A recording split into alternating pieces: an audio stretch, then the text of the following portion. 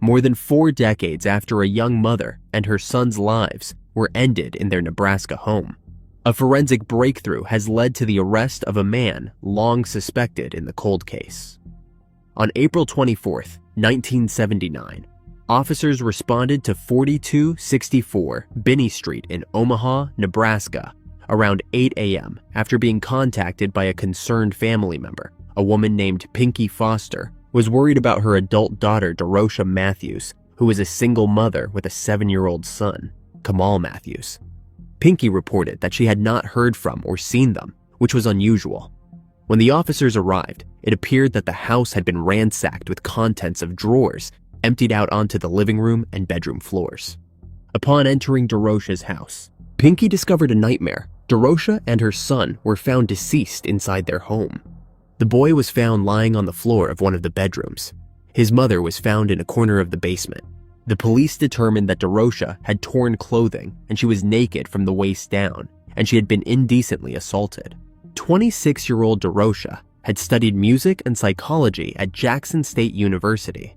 In Omaha, she taught music lessons and also worked with the Omaha Girls Club. She was also a crossing guard at Clifton Hills School and helped her son with his paper route for the Omaha World Herald. Kamal loved riding his bike and also enjoyed comic books. There was initially a person of interest, but there was not enough evidence to officially book him at the time, and the case went cold. A break in the case initially came in January 2004. Almost 25 years later, Abdul Malik Hussein, the earlier prime suspect, was arrested on a different charge in Colorado for an unrelated burglary. His DNA was entered into the National Combined DNA Index system.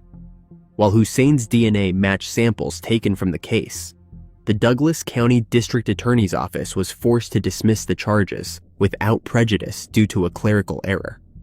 It would be technology developing over time that would work in the victim's favor.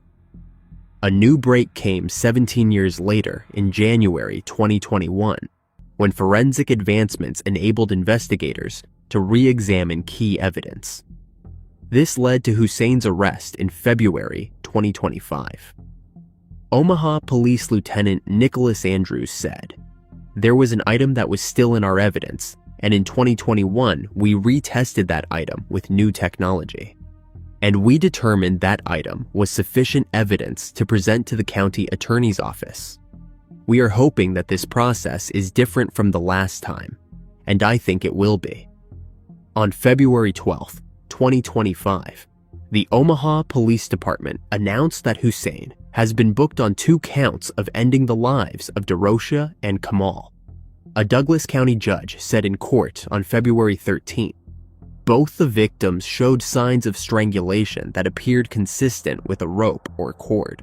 Hussein was denied bond. Hussein, formerly known as Louis Walker, first met Deroshia at a community event in 1975, and while the two were acquainted, they were not in a relationship. The authorities said that they have not identified a clear motive for the crime and no new witnesses have come forward. The Omaha Police Department said it was proud to announce the significant breakthrough in the case, noting that the break was the result of relentless investigative work, advancements in forensic technology, and unwavering dedication. Lieutenant Andrews said, "There have been a lot of cold case detectives from 1979 to the present who looked at it. It was just good casework by detectives, forensics, our intel team, and the county attorney's office. The investigators were unable to locate any living relatives of Deroshia and Kamal. Hussein is scheduled for a preliminary hearing within the next 60 to 90 days. Stephen Edenfield's 1997 case went cold for years. Unfortunately, his mother and 2 sisters had passed away before his case was solved. On February 1st, 1997, 41-year-old Stephen Edenfield was found stabbed and beaten inside his Tampa, Florida condo. The day before Stephen's life was ended, he, his sister, and brother got dinner together. After he returned home, he left once more around midnight that night and returned home again around 12:50 a.m. on February 1st. Once back at the complex, Stephen spoke to the security guard because he did not have his remote to enter the complex. He told the security guard that the driver of the car behind him was also with him, and the security guard let both cars in. However, the security did not get a good look at who was in the other car. It was about 9:30 a.m. when James found his brother in his home at the Tampa Racket Club condominium complex on North Church Avenue. James went to the condo after his brother did not show up at their mother's home that morning as expected. The motion states, James found the door to his brother's condo closed but unlocked. He called out but heard no response. As he made his way into the condo, he saw obvious signs of a struggle with blood and broken statue pieces in the hallway. He found his brother in his bed under a blanket, covered in blood and cold to the touch. He left and went to the front office to call 911. When the deputies arrived, they found Stephen in bed on his back. He was completely nude and had obvious upper body trauma, consistent with stab wounds and blunt force trauma. There were bloodstains on the headboard, and the word greed was written in blood on one of the bedroom walls. The detectives found a blood-stained white tank top in Stephen's bedroom. They also found 2 white socks with blood on the bottom near the couch in the living room. Despite the best efforts of the detectives, no arrests were made and the case went cold. In 2022, 25 years after the crime, the sheriff's office's cold case unit reopened the investigation using advanced DNA testing. The tests found that the blood on the socks and the tank top belonged to Stephen, but they also had unknown DNA on them. The DNA profile from the tank top was entered into an FBI database, and on January 10th, 2024, it was linked to a 2005 battery case out of Waukegan, Illinois, in which Brandon Gliha was the suspect. 47-year-old Gliha was at that point living in Tampa. They found that he had been arrested on an Illinois forgery warrant just weeks before and was in custody. Investigators from the cold case unit interviewed Gliha at a police facility, and the spokesperson said, during the interview, he confessed to ending Stephen's life. 72-year-old James Edenfield, who found his brother's bloody body in his condo, was the last person in the immediate family waiting for word that someone would finally be held accountable. On February 24th, 2025, nearly 3 decades later, Hillsborough County Sheriff's Office detectives knocked on James's door with the long-awaited news. They were charging a man for ending his brother's life. The Hillsborough County Sheriff's Office said in a news release, "A Florida man has confessed to ending another man's life in 1997, closing a cold case that is more than a quarter-century old. He was charged with first-degree slaying and robbery with a weapon.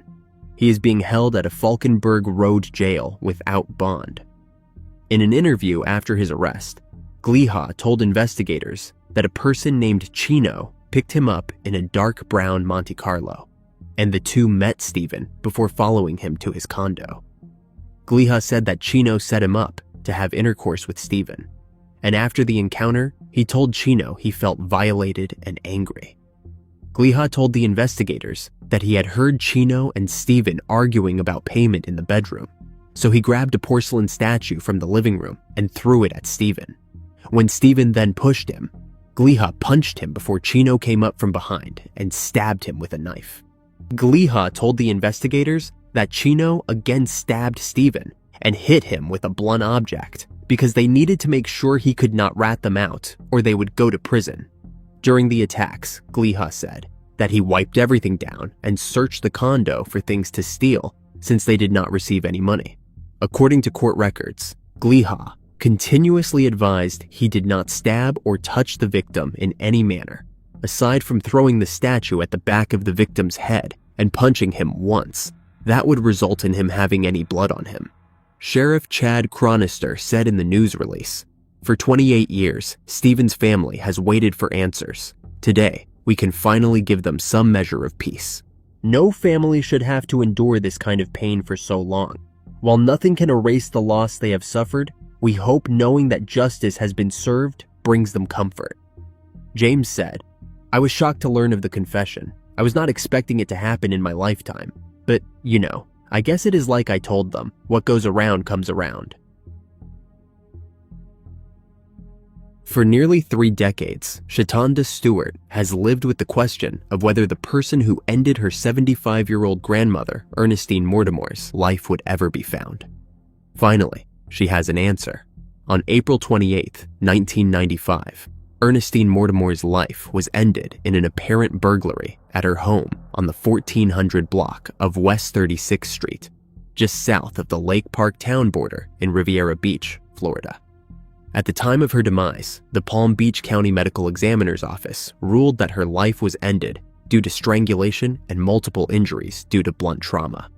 When the case was originally investigated, blood forensics was limited to blood types, and the case went cold for almost 30 years. When the case was reopened in 2023, the team combed through the evidence collected at the crime scene, searching for items that may not have been tested or needed to be retested. The team then sent the samples off to Bode Technology. Through their DNA evidence analysis, they found a match to Willie Rogers. Online court records for Rogers show multiple charges and sentences in the 1990s, including battery and burglary. He is currently serving time for an unrelated case and has an anticipated release date of May 15, 2032. The investigators were able to solve the case using those blood samples collected back in 1995. On February 10, 2025, Riviera Beach Police announced that a cold case investigation has led detectives to the man they believe to be responsible. Detective John McVeigh said, "Mr. Rogers, who was 27 at the time, lived in the neighborhood, and we suspect that it was probably some type of burglary or robbery that went bad. We had samples from back then that we collected from people in the neighborhood, and Mr. Rogers was one of them." The police and city officials announced that a grand jury indicted Rogers on January 30th, 2025 in connection to Ernestine's case. He is facing a charge of first-degree slaying. McVeigh said, "I feel very successful that we have identified who did this. DNA testing is very expensive, and it was the city manager who helped secure funds to research the case. The department also had grant funding to help with the investigation."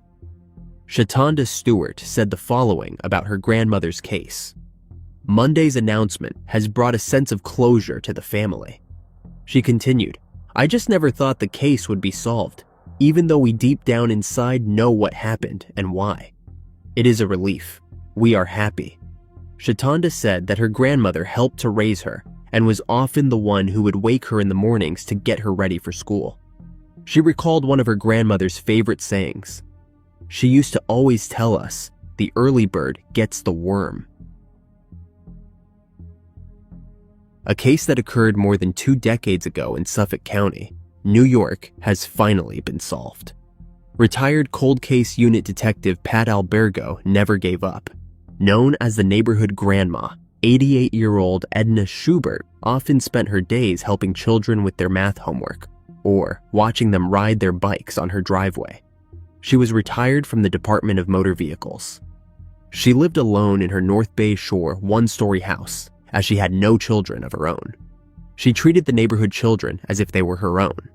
On December 12, 2003, a neighbor spotted Edna's front door ajar, the exterior lights still on, her window broken, and papers from her home blowing in the wind. They knew something was wrong. Edna had been beaten to her end in her bedroom. During the initial investigation, the detectives documented the scene and preserved fingerprint and blood evidence throughout the home. A shoe print impression was neatly visible on Edna's neck and face in a herringbone pattern. An autopsy revealed that the 93-pound woman's cause of demise was blunt force trauma. Edna sustained extensive facial fractures, as well as fractures to her sternum, ribs, thyroid bone, and thyroid cartilage. She also sustained a laceration to her collateral artery. However, forensic techniques at the time were not advanced enough to identify a suspect, and the case went cold. The case received renewed attention 2 decades later in 2023, when retired Suffolk County Police Detective Pasquale Albergo sought to get the case re-examined with modern forensic technology.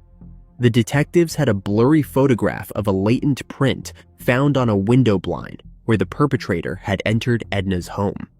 With more advanced technology, they were able to run it through a database to find a match. In January 2025, this investigation led to the arrest of 51-year-old Raul Ayala. His prints were also found to be an identical match to another print on a door near the broken window. As a 29-year-old, Ayala lived merely 200 yards away from Edna, around the corner from her home, and was believed to be unemployed then. After identifying Ayala's fingerprints, the detectives combed through the forensic evidence, including on Edna's clothes, and found an unknown person's DNA on her clothes. Once that DNA was found, Suffolk County Police in August 2024 traveled to Talmo, Georgia, where Ayala had moved, to conduct surveillance and obtain DNA from items he tossed away.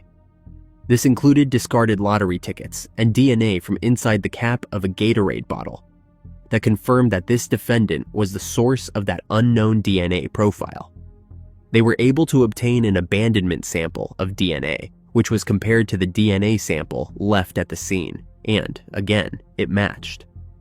On January 16, 2025, Suffolk County police officers and Georgia law enforcement arrested Ayala, who was charged with 1 count of first degree of ending her life and 2 counts of second degree of ending her life. Suffolk County District Attorney Ray Tierney said, "Detective Albergo, amongst many, never stopped thinking about this heinous crime even after his retirement, and he continued to think about ways in which we could potentially come to a positive result." Tierney said in a statement, "This indictment demonstrates that justice has no expiration date." He continued, "Through the relentless dedication of our retired and active law enforcement officers, coupled with advances in forensic technology, we were able to charge this defendant for the brutal crime against Edna, which has haunted Suffolk County for over 2 decades. Tierney also said, "Believe it or not, with modern high-definition photography, they were able to take a picture of that picture, which turned out to be the defendant Ayala's left thumbprint." When Ayala was charged, a sign language interpreter was brought into the proceeding because the suspect does not hear or speak. After pleading not guilty, he is being held without bail and faces up to life in prison without the possibility of parole. In Riverhead Court, Edna's nephew said the entire situation was surreal, and her niece added, "We are just glad that they found him." Nearly 4 decades after an 18-year-old woman, Lachelle Shelly Waite, was found deceased inside her home in Phoenix, Arizona, the police have made an arrest. On January 16, 1986, Shelly was found deceased by her older sister, Annette, in their mother's room in their family home near 59th Avenue and Thomas Road in Phoenix. The cause of demise was determined to be strangulation. The perpetrator stole jewelry and a gun from the residence and sold them immediately after the crime was committed. At the time, investigators found no evidence of forced entry into the house and believed she may have known her perpetrator to some degree. Shelly worked in the Maryvale area and was a recent graduate of Maryvale High School. She is remembered for her participation in dance and as a tutor for other students. The investigators had a strong lead on a potential suspect, but did not have enough evidence to make an arrest, so the case went cold. 3 decades later, in 2016, detectives with Phoenix Police Department's Cold Case Unit completed a full review of the investigation and identified a piece of evidence collected at the scene that could not be processed at the time of the case. The evidence was processed, and after additional advancements in technology, this evidence was finally submitted for advanced DNA testing in 2022. After not giving up on this case for nearly a decade, attempting to locate witnesses, identifying evidence, and collecting data, detectives identified 70-year-old Alfred Earl Green as the suspect in the case. On February 20th, 2025, Green was arrested and charged with first-degree slaying after detectives submitted the case to the Maricopa County Attorney's Office. He is serving a sentence at the Arizona Department of Corrections, Rehabilitation, and Reentry for ending his ex-girlfriend's life in 1988. Sergeant Bauer said, "The detective has been able to identify that the suspect in this case was known to the victim through the victim's boyfriend at the time. Phoenix detective Dominic Rostenberg said in the press release announcing the arrest, "Being able to finally let the family know, and also let the community know that after 39 years, we are still working on these cases, trying to get justice for them, for the victims and their families, speaks to what this unit is all about. A motive is still under investigation." A 2-year-old boy went missing in China, and only after 24 years there would be a breakthrough in this case. In 1997, Guo Gangtang's son had been snatched by human traffickers in front of their home in the province of Shandong. After his son was abducted, Mr. Guo traveled to more than 20 provinces around the country and over 500,000 kilometers on the back of a motorbike chasing tip-offs. In the process, he broke bones in traffic accidents and even encountered highway robbers. 10 motorbikes were also damaged. Carrying around banners with his son's picture on them, he is said to have spent his life savings on his mission, sleeping under bridges and begging for money when he ran out of cash.